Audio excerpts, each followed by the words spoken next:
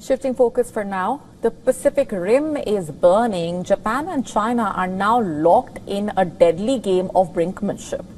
The lines are drawn in the Taiwan Strait. A single spark could ignite total war.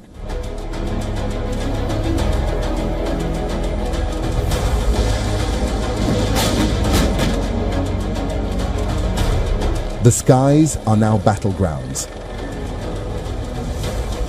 Japan scrambled combat jets after spotting a suspected Chinese drone, an eye in the sky skirting perilously close to Taiwan's airspace.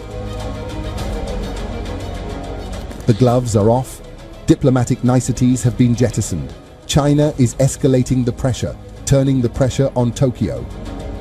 China's fierce response was immediate. It has issued a stern travel warning for its citizens against visiting Japan and a blistering warning to Takaichi, warning her not to play with fire. We urge Japan to act responsibly toward history and bilateral relations by ceasing to cross the line and play with fire, retracting erroneous words and deeds, and genuinely translating its commitments to China into concrete actions. The stakes have soared. Japan is now openly debating hosting US nuclear weapons, a seismic shift from its post-war pacifism. The island nation that once bore the devastation of atomic bombs is now considering becoming a nuclear host. For Tokyo, it's a shield. For Beijing, it's a red line escalation. Behind the rising tensions, efforts are now on containment. Tokyo has rushed a senior envoy to try to ease tensions with Beijing as stock markets in both countries fell. Chinese airlines have begun offering free refunds to citizens who cancel flights to or from Japan before December 31st.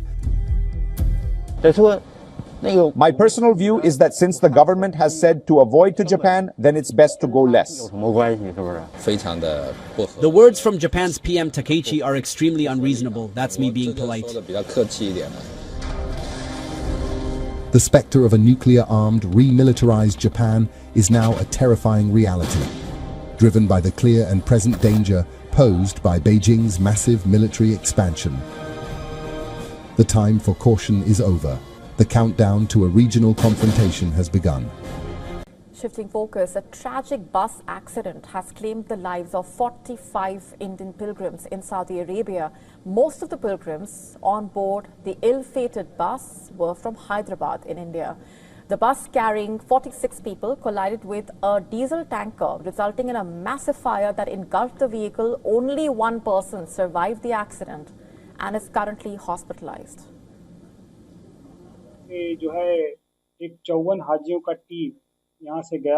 A total of 54 people from Hyderabad went through 4 different agencies. At the time of the accident, all of them were in the bus route of 46 persons. Only one survived. Of the 54 people, 46 were traveling by bus, 4 stayed back in Mecca, and another 4 left in a private car. These 8 people are reported to be safe.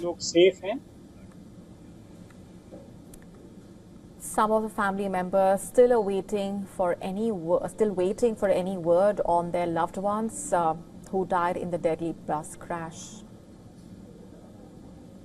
4 member है 4 मेरे भाई है बड़े भाई है मोहम्मद मंजूर वालदा है शौकत बेगम भाभी है फरीन बेगम और जाहिन है भतीजी.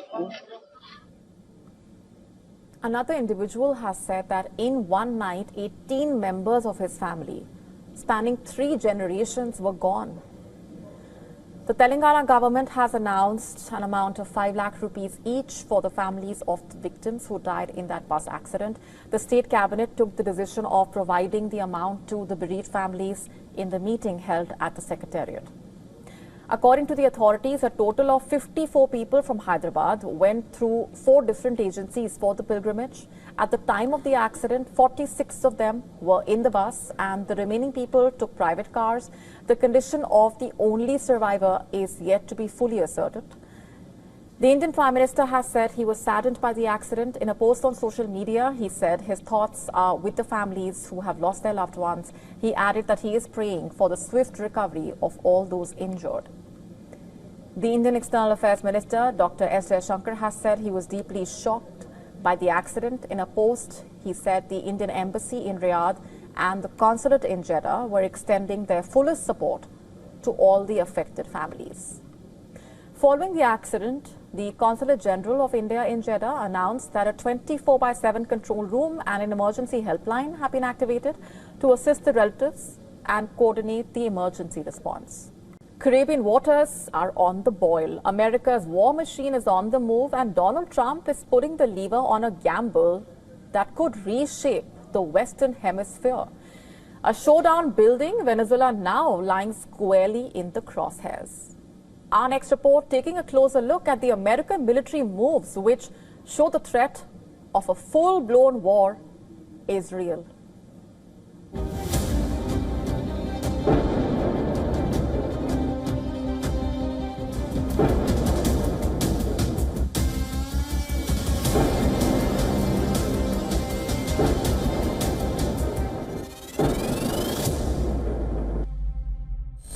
The shadow of war now looms over the Caribbean.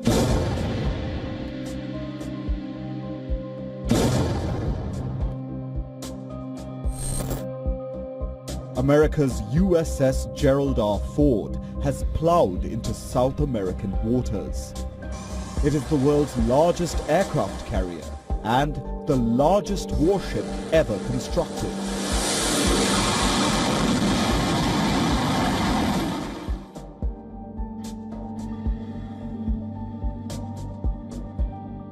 It is flanked by missile destroyers and a swarm of aircraft, with 12,000 US troops on high alert. Trump's whirlwind, a campaign of precision naval strikes, 21 explosive operations in a matter of weeks, allegedly smashed Venezuelan narco boats, leaving casualties in their wake.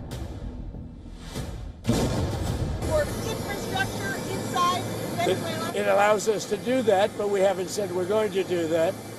And we may be having some discussions with Maduro, and we'll see how that turns out. They would like to talk. But behind that rhetoric and diplomatic outreach, there is a far more dangerous calculus. US military planners reportedly have options on the table, including strikes on Venezuelan soil. The build-up for America's Operation Southern Spear is massive. The carrier strike group brings stealth fighters, long-range missiles, surveillance aircraft, and more than 4,000 extra troops. Trump insists that he doesn't need Congress to act, as he has the firepower to follow through. Analysts say the US is sitting on enough Tomahawk missiles to strike deep. Venezuela's response has been fierce. Maduro has publicly declared maximum preparedness, mobilizing troops, civilian militias, and issuing fiery warnings. He is calling the American buildup a blatant imperial push, not a counter-narcotics mission. It is to the people of the United States that I speak to at this moment, before these 100 jurists from 34 countries, to say, stop the insane hand of those who order bombing, killing and bringing war to South America, to the Caribbean. Stop the war. No to war.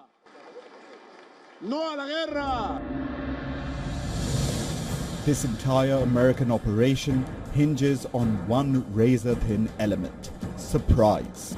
The White House is banking on speed, ensuring that the world thinks this is 0 hour. Every minute that passes increases the risk of escalation. The world watches. Will Trump start a war as he aspires to get a Nobel Peace Prize for stopping multiple conflicts? Bureau Report, WION. World is One. Japan is fighting a drug crisis it has never seen before. A new intoxicant, a sedative-laced vape, is surging in popularity and has become a new source of headache for the authorities there. It's called zombie cigarettes. The drug is so potent, it can reportedly shut down parts of your brain responsible for basic coordination. It could leave users collapsing on streets, twitching, unable to stand. That's why it's called the zombie vape. And Japan is sounding the alarm for the world because investigators say this crisis is no longer local. It is spreading through social media, encrypted apps, international smuggling networks, from Okinawa all the way to Tokyo, and now overseas suppliers. According to reports, the epicenter is Okinawa, where police have made at least 10 arrests. Most of the arrested are teenagers and people in their 20s. They are being arrested for possessing a powerful sedative usually used to induce anesthesia during surgeries. Japan officially banned the drug in May, but then its demand exploded online. Users inhaled it through vapes, basically, flavored or unflavored, completely unaware of how dangerous it really is. The substance depresses cerebral activity, the region of the brain that controls balance and movement. Its use can cause collapse, loss of consciousness, and in some cases, total loss of control over one's limbs. The police saying the drug is spreading rapidly, primarily through encrypted platforms. Street dealers package the chemical into vape cartridges and sell them hand to hand. This October, police arrested 20-something Yuto Agari, allegedly the leader of a local drug ring. He was found storing nearly 64 grams of etomatate-laced liquid. Investigators believe his group was a major supplier for Okinawa. But the trail does not end there. In Tokyo, 3 Chinese nationals were arrested for smuggling 100 grams of the substance from India via Singapore. They allegedly liquefied the powder, filled cartridges, and sold them repeatedly across the Tokyo metropolitan area, all arranged through social media. Japan's Narcotics Control Department confirming that this is no longer a local phenomenon. The UN Office on Drugs and Crime saying etomidate has been appearing across East and Southeast Asia, including China. And Japanese investigators now warn that a full-fledged black market has emerged. What began as a fringe experiment in Okinawa has now become a nationwide drug threat, fueled by online platforms, cross-border smuggling, and a young population that is chasing dangerous highs. Japan prides itself on having one of the lowest drug use rates in the world. But the use and abuse of these zombie vapes is testing that reputation. And if Japan, a country known for its strict policing of drugs, is facing this, one can only imagine what it could cause elsewhere, in countries where law enforcement already struggles to contain fast-moving drug trends. To stay up to speed with the latest news, download the WION app and subscribe to our YouTube channel.